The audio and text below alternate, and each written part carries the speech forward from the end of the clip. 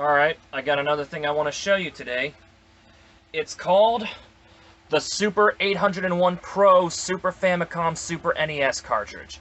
Now, from the looks of things, this looks to be yet another multi-cart, right? Well, yep, should have seen this coming. All the games are in here and not in the cartridge. So, yep, it's another one of those flash cart things.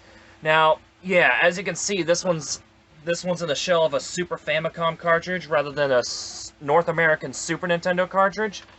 So yeah.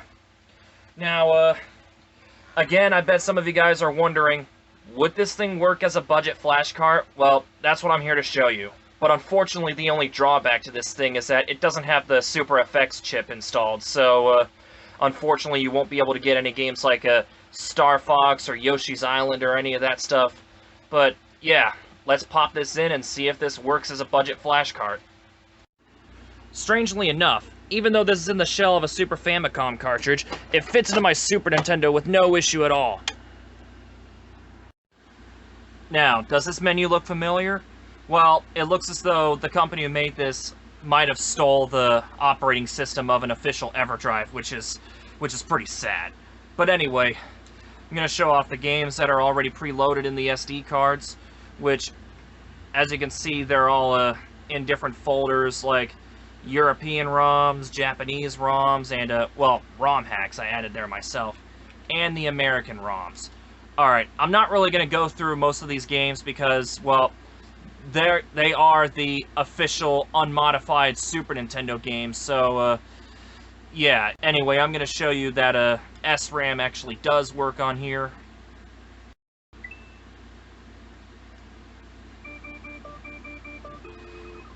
Yeah, for this game I played all the way up to the Yellow Switch Palace because I know that's when it usually saves my game. So yeah, as you can see, there's my save file right there, so the SRAM does work. Anyway, now I know some of you guys are wondering, do international games work on here? Well, not all of them. There are some games that are region locked and some games that are not. Like, let me show you an example of a game that's not region locked. And the unfortunate thing is, this cartridge doesn't have any Game Genie code support, so if you get region locked out of a game, then, well, you're pretty much SOL when it comes to playing this on actual hardware.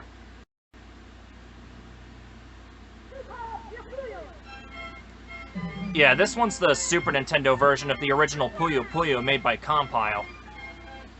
And, well, yeah. Okay, now it's time for the real interesting stuff. I'm going to show you the games that I added on here.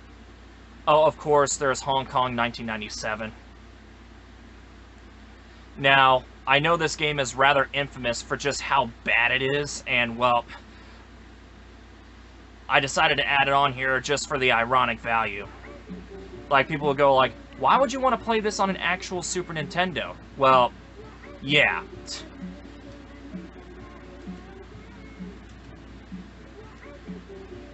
But, yeah, it's Hong Kong 97 running on an actual Super Nintendo.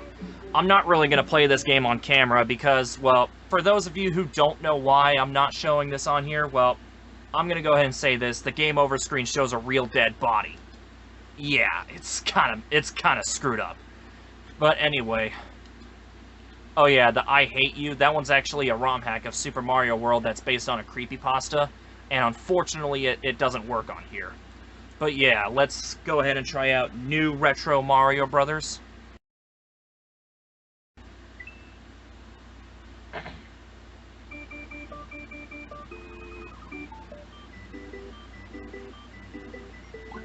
Oh yeah, it already has my save file. I'm gonna go ahead and start a new game to show you guys what this game is. Yeah, this game seems to be a recreation of the original Super Mario Brothers, but with the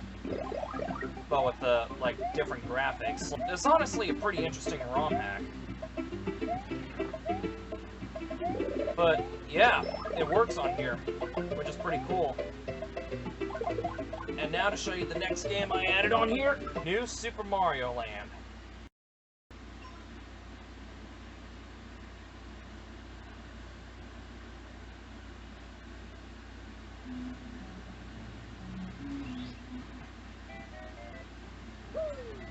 Yeah, this game's actually a recreation of a Super Mario Land for the Game Boy, except with graphics from the new Super Mario Bros. Games.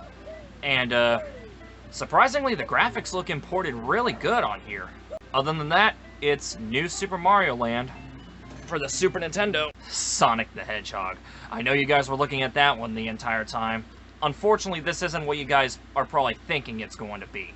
Because, you know, there was recently a recreation of the first Sonic game on the Super Nintendo. And I tried that one on here, but for some reason, the game thinks I'm trying to load up an English fan translation of Chrono Trigger. So, what I put on here instead is that infamous Sonic the Hedgehog 4 that's been going around back in the day. And as for the game itself, this one's actually a ROM hack of the Super Nintendo game Speedy Gonzales Los Gatos Bandidos, except it replaces Speedy Gonzales with Sonic. And instead of saving your friends, guess who you save? Yep. Your eyes aren't tricking you, you're saving Mario's. Yeah. This game is so weird, but it's kind of a guilty pleasure because of just how weird it is. So that's kind of why I added it on here.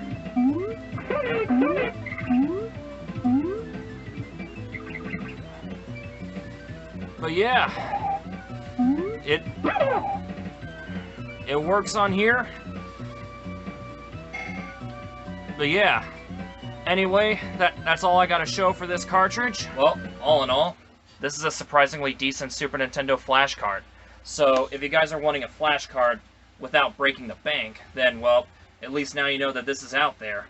But like I said, the drawback is that it doesn't have the Super FX chip installed, so you won't be able to play any of those graphically impressive Super Nintendo games like Star Fox or stuff like that. But anyway, this is Knightsfreak235 signing out. I'll see you guys next time. Alright everybody, I got another thing to show you. Now strangely enough, even though this thing's a Super Famicom cartridge, it fits into my Super Nintendo with... I'm gonna have to do that again.